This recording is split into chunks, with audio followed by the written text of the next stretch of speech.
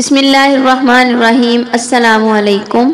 الصلاۃ والسلام علیک یا رسول اللہ وعلی آلک واصحابک یا نور اللہ۔ پاکستان میں عرفہ کا روزہ کس دن رکھا جائے گا اور پاکستان میں 9 ذوالحج کس دن ہے؟ کیا 9 ذوالحج کو ہی عرفہ کا دن کہا جاتا ہے؟ ہم یہ دیکھیں گے، اور اس دن کون سی تسبیحات زیادہ سے زیادہ کرنی چاہیے، اس بارے میں سب سے پہلے میں ایک حدیث آپ سے شیئر کرتی ہوں۔ حضرت ابو قتادہ رضی اللہ تعالیٰ عنہ سے روایت ہے کہ نبی کریم صلی اللہ علیہ وآلہ وسلم نے فرمایا، مجھے اللہ تعالیٰ کی ذات سے امید ہے کہ وہ یوم عرفہ کے روزے رکھنے کی صورت میں گزشتہ سال کے اور اگلے سال کے گناہ بخش دے گا۔ 9 ذوالحج کو یوم عرفہ کہنے کی وجوہات۔ 9 ذوالحج کو یوم عرفہ کہنے کی فقہا نے 3 وجوہات بیان کی ہیں، صرف ایک وجہ نہیں ہے۔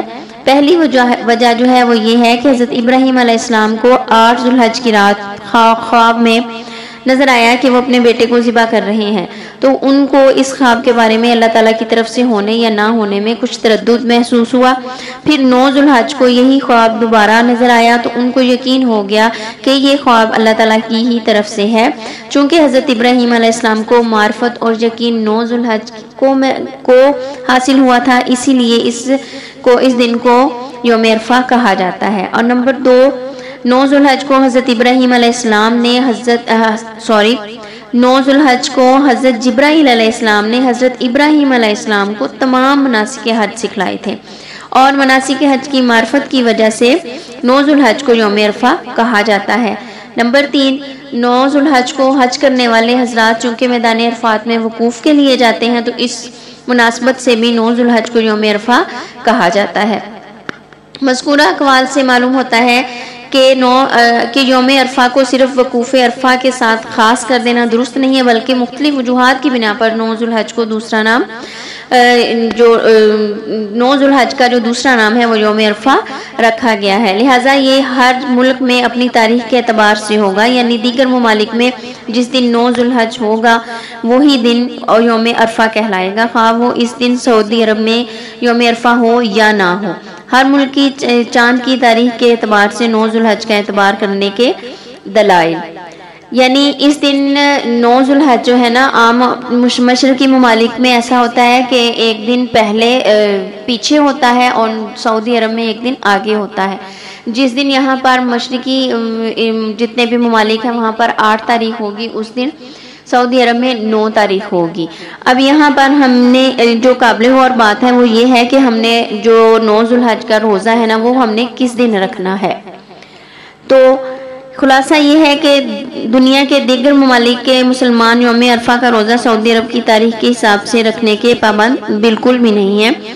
سعودی عرب کے تمام مسلمان اس دن روزہ رکھیں گے، سوائے ان کے جو حجاج کرام اس دن حج کر رہے ہیں، یعنی حج جو ہے نا وہ ادا کر رہے ہیں، ان کے علاوہ جتنے بھی وہاں کے لوگ رہنے والے ہیں ان پر روزہ واجب ہے، وہ روزہ رکھیں گے۔ جی ہاں، ان کے ہاں 9 ذوالحج کو ہے، یعنی سعودی عرب میں وہ 9 ذوالحج کو روزہ رکھیں گے، اور دوسرے ممالک اپنے ملک کے چاند کی تاریخ کے حساب سے 9 ذوالحج کو 9 ذوالحج کا روزہ رکھیں گے۔ پاکستان اور دوسرے مشرقی ممالک میں جو سعودی عرب سے ایک دن تاریخ سے پیچھے ہوتے ہیں، وہاں کے مسلمان بہتر ہے کہ وہ 8 اور 9 ذوالحج دونوں دن کے روزے رکھ لیں، کیونکہ ویسے بھی عشرہ ذوالحج میں 2 دن یہ عشرہ ذوالحج پورا ہی جو ہے نا وہ 10 دن کے جو روزے ہیں نا ان کی ایک خاص اہمیت ہے باقی تمام نفلی روزے رکھنے کے حساب سے۔ تو بہتر یہ ہے کہ ہم 8 ذوالحج کو اور 9 ذوالحج کو، ویسے بھی ان تاریخوں میں جمعرات اور جمعہ آ رہے ہیں، تو بہتر ہے کہ ہم ان دونوں تاریخوں کو روزہ رکھیں، یعنی روزہ رکھنے کا اہتمام کریں، اور ان دونوں تاریخ میں ہم اپنی تسبیحات کا اور تکبیرات کا زیادہ سے زیادہ ہم اہتمام کریں۔ اور اس دن ایک اور بھی ہے کہ اگر اس دن سورہ بقرہ کو اپنی نیت سے پڑھا جائے، جو بھی آپ کی نیت ہے، جو بھی آپ کی مراد ہے، جو بھی آپ جس نیت سے بھی آپ پڑھیں گے، اس نیت سے اللہ تعالیٰ اس میں شفا رکھ دیں گے۔ اور سورہ بقرہ کو آپ نے صبح سے لے کر مغرب سے پہلے تک ختم کرنا ہے۔ آپ اپنی ساری نمازوں کے بعد بھی تھوڑا تھوڑا پڑھ سکتے ہیں، اور آپ ایک ہی نشست میں بیٹھ کر بھی پڑھ سکتے ہیں۔ جو بھی انسان پڑھے گا اپنی نیت سے پڑھے گا، اور جو بھی نیت دل میں رکھ کے پڑھے گا۔ اگر کسی کے اوپر جادو جنات ہیں، اگر کسی کے پاس ان کے دل میں کوئی مراد ہے، جس نیت سے بھی وہ سورہ بقرہ کو پڑھے گا اللہ تعالیٰ اس کو شفا دے گا۔ اور اس سے بہت زیادہ مطلب ثابت ہیں، اس وجہ سے میں نے یہ آپ کے ساتھ شیئر کیا ہے کہ سورۃ بقرہ جو ہے نا وہ اس دن پڑھنے کی بہت زیادہ فضیلت ہے۔ تو آپ کو یقیناً یہ بات سمجھ آ گئی ہوگی کہ 9 ذوالحج جو ہے نا وہ ہم نے 9 ذوالحج کا جو روزہ ہے جس کو یوم عرفہ کا روزہ کہا جاتا ہے، وہ تمام لوگوں نے اپنے ملک کی تاریخ کے حساب سے رکھنا ہے، یعنی ان کے ملک میں جو بھی چاند کی تاریخ ہے اس طرح سے رکھنا ہے۔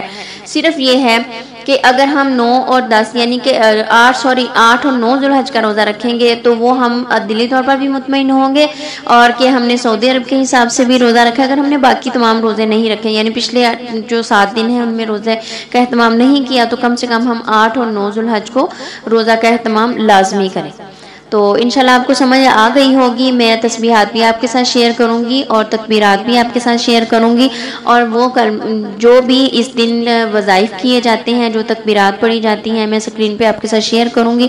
ان کا اہتمام زیادہ سے زیادہ کیجیے گا، اور اپنی دعاؤں میں مجھ گناہگار کو بھی یاد رکھیے گا۔ ملتے ہیں اگلی ویڈیو میں۔ اللہ حافظ۔